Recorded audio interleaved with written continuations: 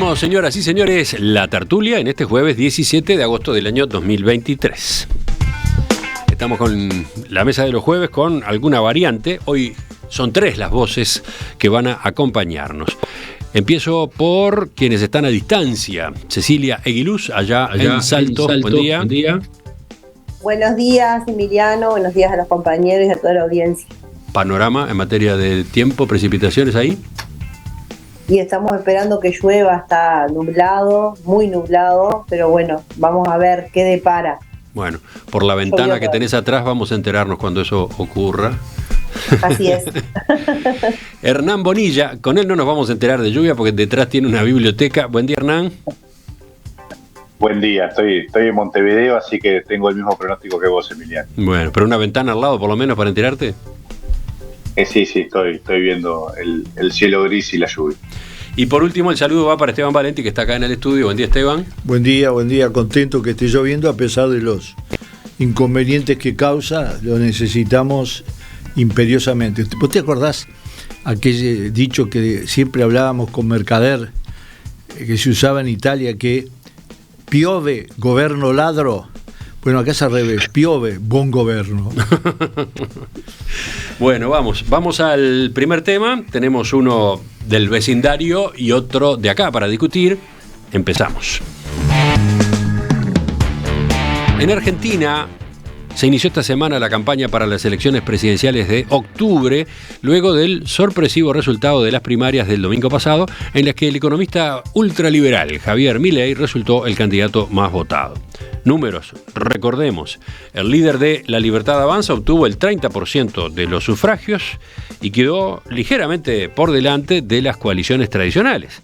La coalición de oposición Juntos por el Cambio, que tuvo 28,3%, donde se impuso en la interna la ex ministra de Seguridad Patricia Bullrich, y la del peronismo gobernante Unión por la Patria, que tuvo 27,3%, y donde el candidato será el ministro de Economía Sergio Massa. El lunes, al día siguiente de los comicios, el gobierno habilitó una fuerte devaluación del peso argentino, lo que puede incidir en que se incremente aún más la inflación, que ya está en 115% en términos de 12 meses. Perdón, Esteban interviene y el micrófono está apagado. ¿Qué decías? Le costó $1.000 millones de la reserva a la devaluación. Bueno, yo podría agregar más datos, porque claro, ha ido ocurriendo de todo un poco en estos días.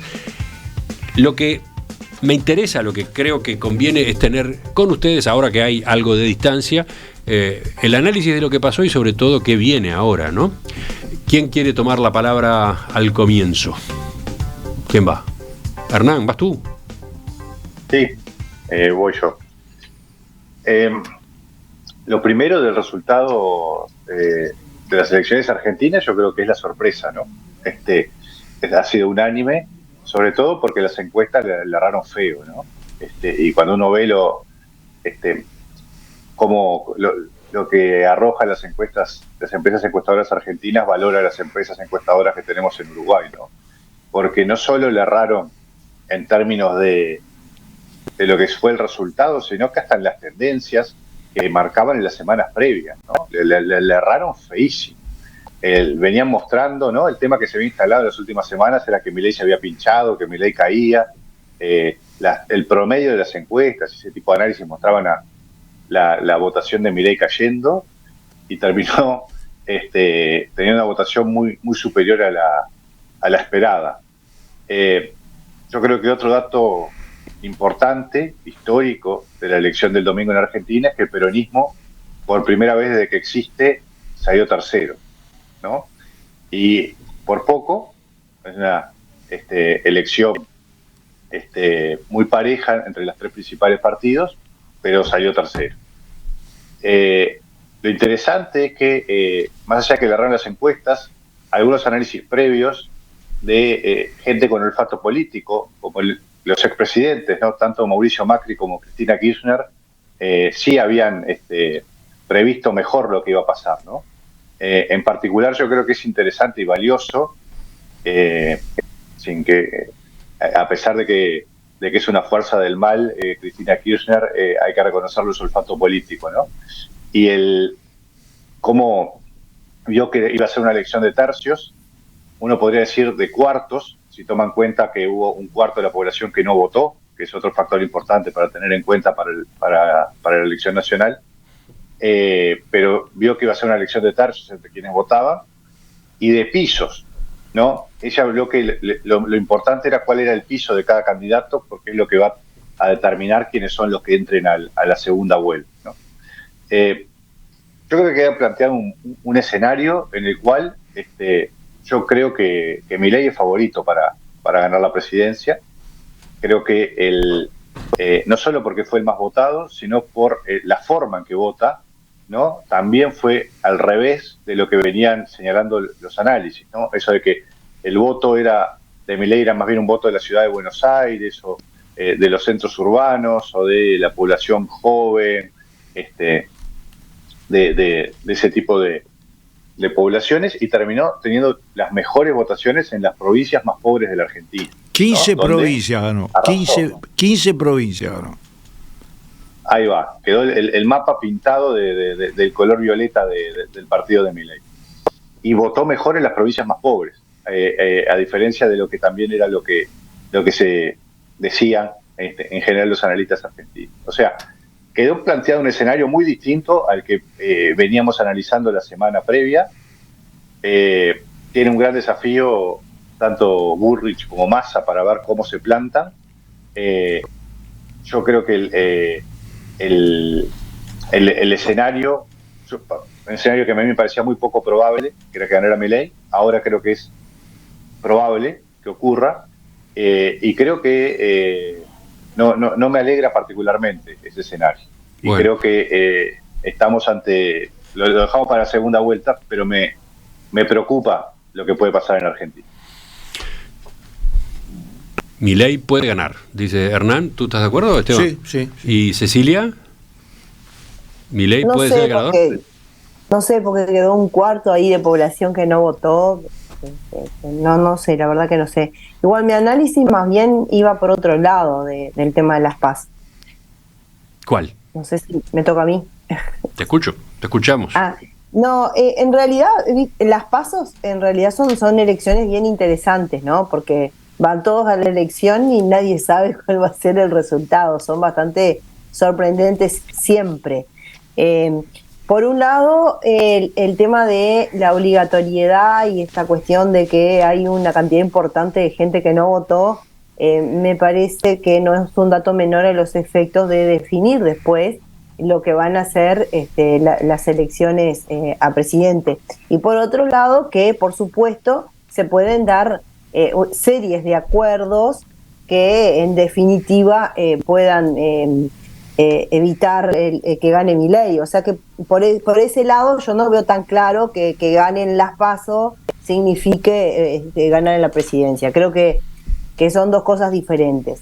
Pero sí me parece que es importante el mensaje que da las PASO, y creo que es lo que tenemos que por lo menos en mi lugar es lo que me resultó interesante analizar, y es que no sé si tanto la gente votó a Milei o si la gente votó por lo descontenta que está, por lo mal que está pasando, y buscó alternativas en candidatos que mostraron algo diferente.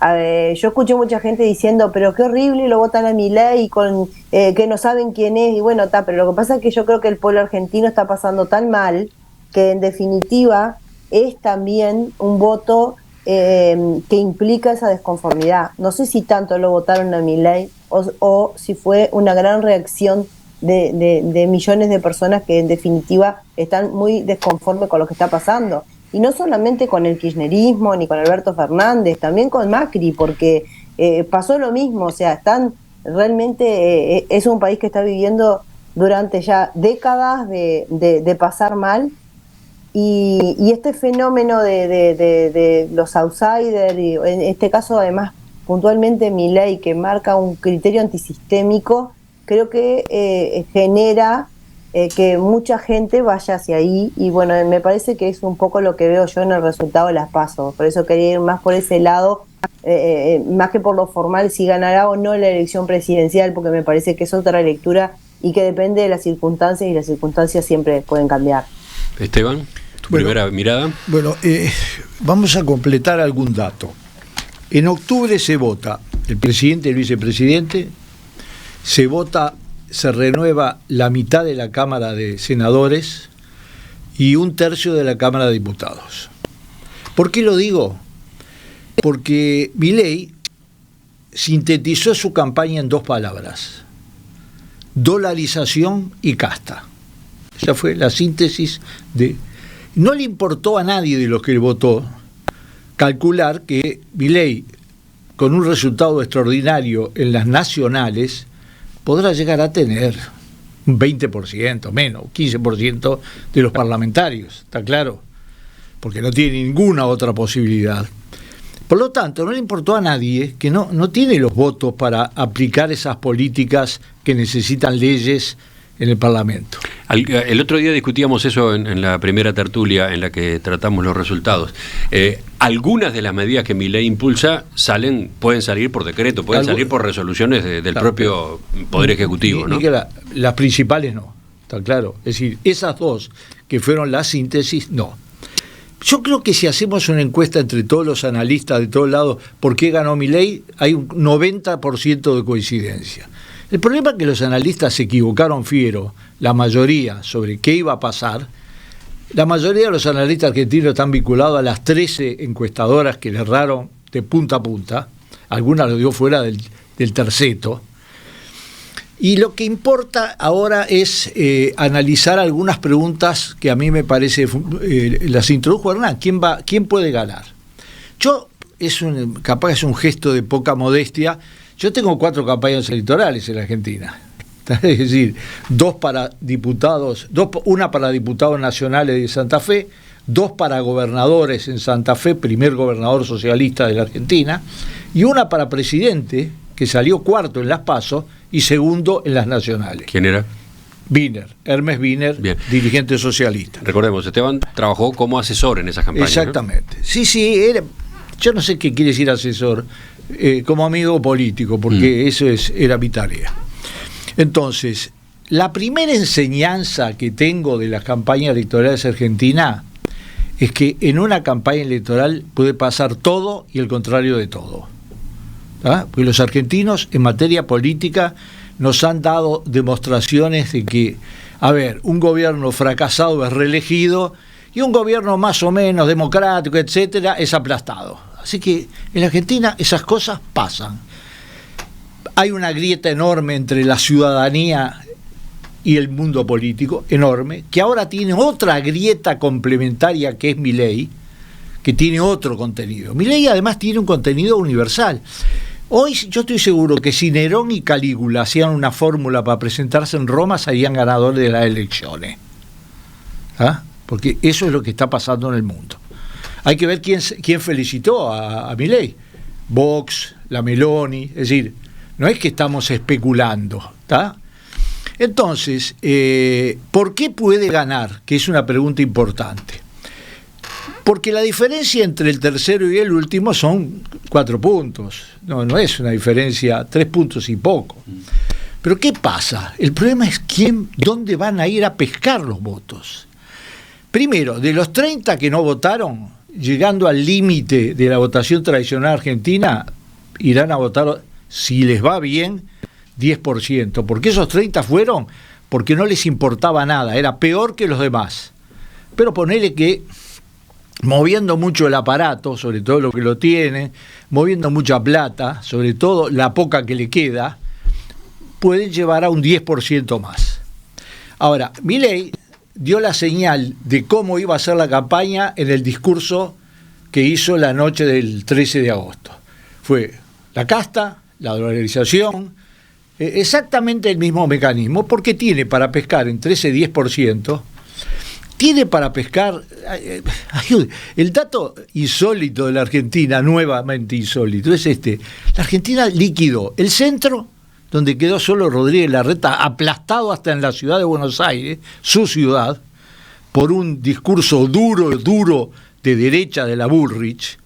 Algo más insólito que la Bullrich. Montonera, menemista, macrista, de la Carrió, A ver, yo creo que no pasó por por todos los grupos, desde el peronismo a todos los demás grupos. Así que, por lo tanto, hizo un discurso en esta vez compitiendo.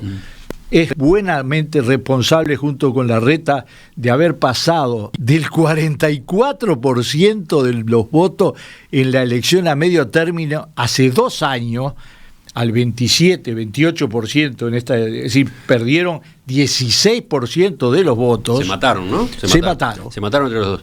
¿Qué entonces? Milei tiene para pescar allí, tiene para pescar con un argumento fuerte que es el primero, ¿no?, de la clase, que encara y encaja muy bien con los odios que hay en la Argentina. En la Argentina no hay broncas, hay odios. Hay una bronca que sobrepasa. Ahí tiene para pescar. Y el que no va a ganar las elecciones es el ministro de Economía. No la va a ganar. Faltan 70 días de desastre y además ninguno de los otros va a votar por él. La gran pregunta es si el ministro de Economía, si Sergio Massa, o sea, si el candidato del justicialismo, del oficialismo gobernante, llega o no a la segunda vuelta, ¿no? Puede. Esa es la gran pregunta. Puede. Si va a las elecciones Massa y Milei, gana Milei porque los votos, son 48% de los votos argentinos de las PASO fueron para la ultraderecha. No hay centro ni hay izquierda, porque a mí no me vengan a decir que el gobierno es de izquierda. Entonces Massa es el que no va a salir. Y yo me arriesgo a esto, es decir, porque los analistas no pueden hacer cosas que les caiga todo. O sea, lo que tú decís es que una de dos, o Massa no llega a la segunda vuelta, o si llega a la segunda vuelta pierde con Milei. Pierde con Milei. Bueno. Y una cosa, si va Milei y la Bullrich, me resulta, ahí se abre un panorama donde puede ser que algunos sectores del gobierno les venga un empuje de lucidez relativa, porque la Bullrich, olfateando este ambiente, también va a ser una campaña terrible. Hernán, ¿tú qué decís de estos, cómo decirlo, apuntes, pronóstico que estaba trazando recién Esteban? Que comparto algunas de las cosas que decía Esteban y otras no. Yo no creo que la propuesta de Bullrich pueda catalogarse como de extrema derecha, ¿no? Creo que Milei mismo es difícil de calificar, ¿no? Porque él se dice libertario, tiene algunas propuestas que van en este sentido. Sus alineamientos internacionales, como decía Esteban, son más de candidatos típicos de derecha, ¿no? Esteban nombraba, lo felicitó Vox, Meloni, el hijo de Bolsonaro, ¿no? Y el propio Milei se ha alineado de esa forma. Ha ido a actos de Vox en España, ha ido a actos de la coalición conservadora, donde se juntan los candidatos de derecha. Entonces es medio extraño un libertario que se alinea con esa derecha internacional, ¿no? Ahí es donde a ti te duele este candidato liberal. Yo creo que Milei no es un candidato liberal. No es liberal. No, bueno, te lo pregunto por eso, porque es una categorización, ¿no? Y tú, que defendés las ideas liberales, estás tomando distancia. Yo tomo distancia, sí, porque creo que el liberalismo en su esencia, para arrancar y en su origen, es tolerante, es abierto, le gusta la confrontación y la discusión de ideas. Una persona que grita e insulta, que piensa distinto, de pique no es liberal. Y después creo que en muchas de sus propuestas no lo es, y yo tengo dudas sobre sus condiciones personales para ser presidente, ¿no? Me parece que no tiene, por decirlo delicadamente, no tiene la templanza necesaria para ser presidente, ¿no? Y lo que decía Esteban también creo que es importante, es muy difícil imaginarse cómo puede ser la gobernabilidad de un gobierno de Milei con los pocos congresistas que va a tener y cómo podría manejarse esa circunstancia, ¿no? Bueno, lo que está claro es que si efectivamente llega al gobierno, por esas condiciones que ahora estabas marcando, la de las dificultades en el Parlamento, su programa o sus propuestas más cortantes se van a atenuar, ¿no? Eso parece también evidente. Sí, pero me cuesta verlo a él atenuando sus medidas, ¿no? Me imagino más bien un ejecutivo chocando con el Parlamento. Esa es una situación que me preocupa. Y creo que viendo también las razones del éxito, yo estoy de acuerdo con Cecilia, claramente hay un voto importante de bronca, de descontento con la situación que se canalizó a través de Milei. Es una combinación rara porque es un tipo que también en sus discursos, en el medio de un grito desaforado, explica la teoría austríaca del ciclo económico, ¿no?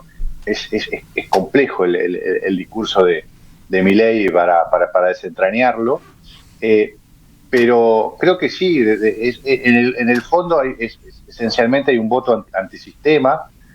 En el diagnóstico de los problemas argentinos acierta, ¿no? Claramente Argentina tiene un problema. Argentina está en una crisis permanente, viene de 10 años de estanflación, millones de personas, pasan los años y cada vez hay más personas en la pobreza en un país que debería ser de los más ricos del mundo. Argentina, donde tuviera un gobierno medianamente normal, era un país que te tendría que ir bien. Y es increíble la destrucción que ha provocado los malos gobiernos que ha tenido Argentina. Entonces, tiene un diagnóstico que traduce en mensajes muy simples. Tenemos una mala moneda, tenemos inflación, vamos a dolarizar. Y eso creo que ha tenido su atractivo. Y creo que hay dos cosas que me interesa, que en Uruguay todo llega más tarde y llega amortiguado. Pero hay dos cosas que creo que son interesantes para tener en cuenta cuando Uruguay tiene un sistema de partidos que funciona bien, cuando tenemos políticos razonables, cuando nuestra tranquilidad y parsimonia habitual todavía prevalece. Milei barrió con las estructuras partidarias, ¿no? Esto de que tan importante era el peso de los dirigentes, y el síntoma más claro de eso es lo mal que votó Rodríguez Larreta, ¿no?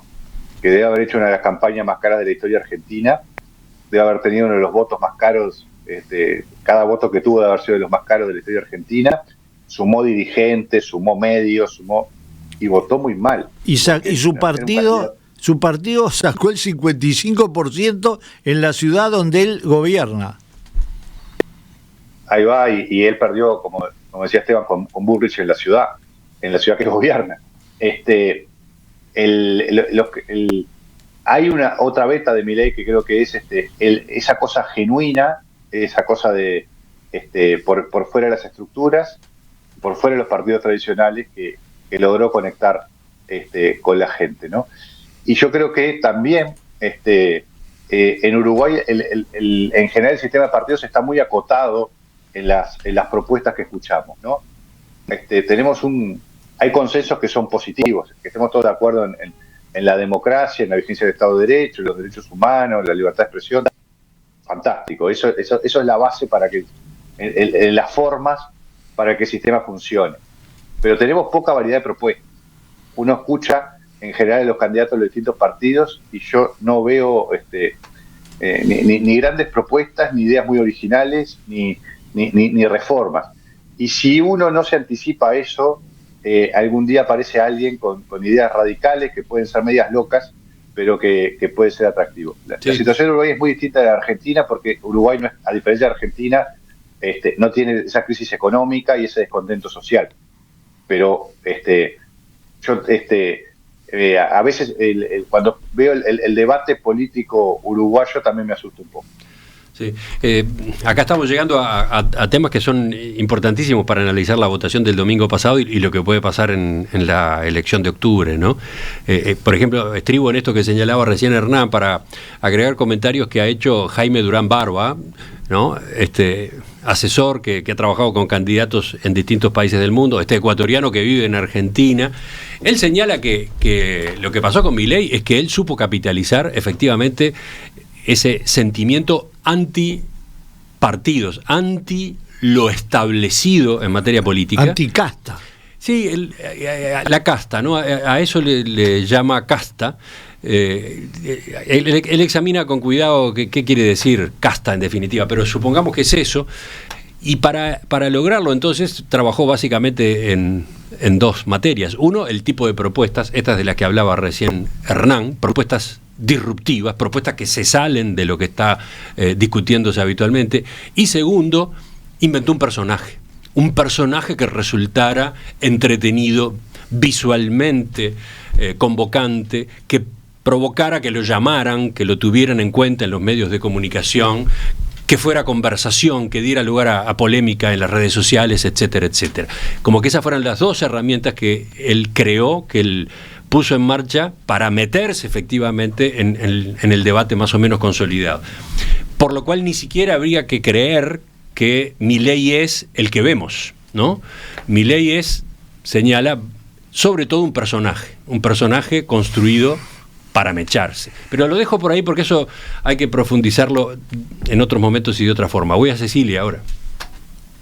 Me parece súper interesante lo que decís, Emiliano, del análisis, porque en realidad yo creo que acá muchos nos estamos preguntando si va a haber un Milei en Uruguay en algún momento, ¿no? Creo que esa es la pregunta que nos queda, porque como decía bien Hernán, a nosotros todos nos llegan más tarde, pero bueno, generalmente llega.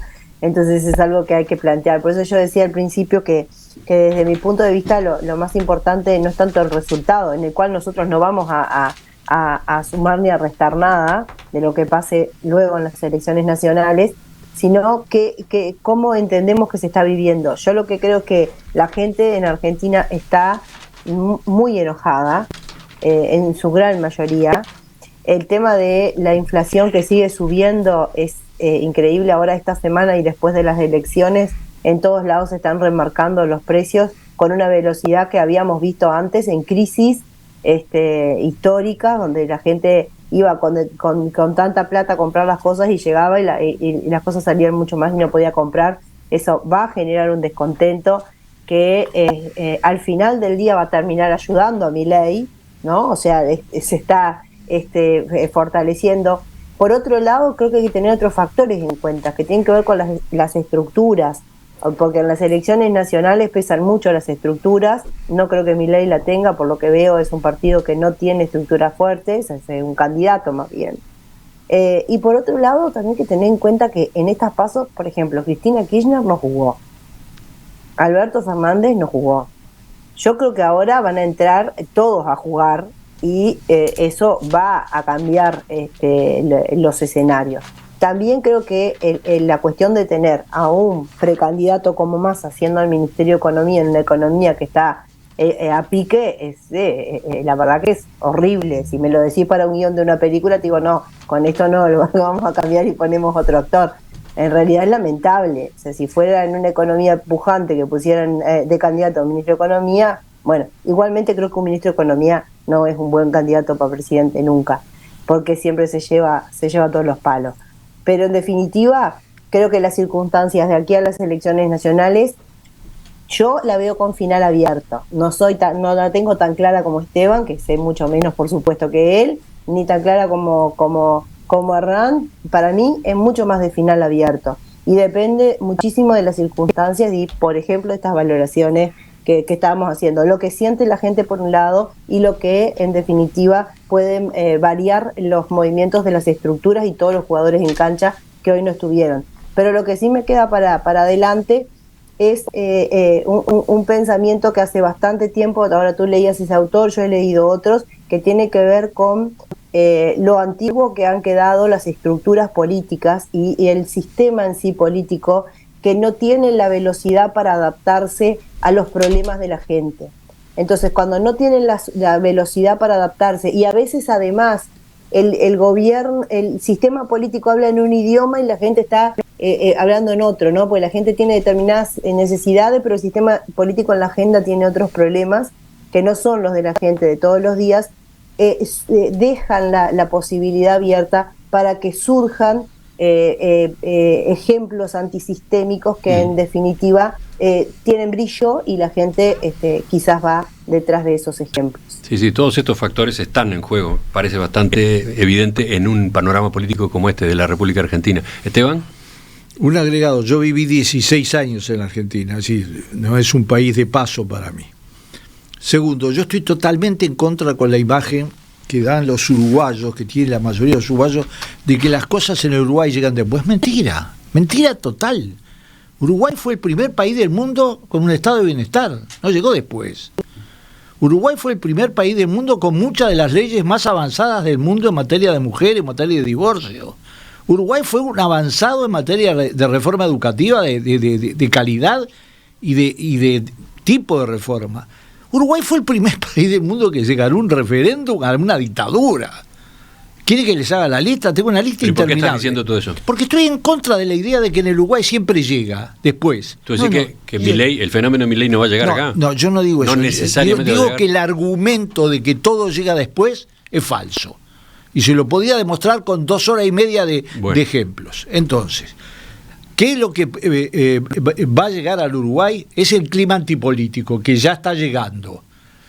No de la manera de los otros países, porque somos más racionales, pero más que somos racionales tenemos una contención, tenemos un sistema de partidos políticos que es el más antiguo del mundo, que se ha mantenido pasando por etapas muy difíciles y que incluso incorporó otro partido tradicional, que es el Frente Amplio. Por lo tanto, es una contención muy sólida.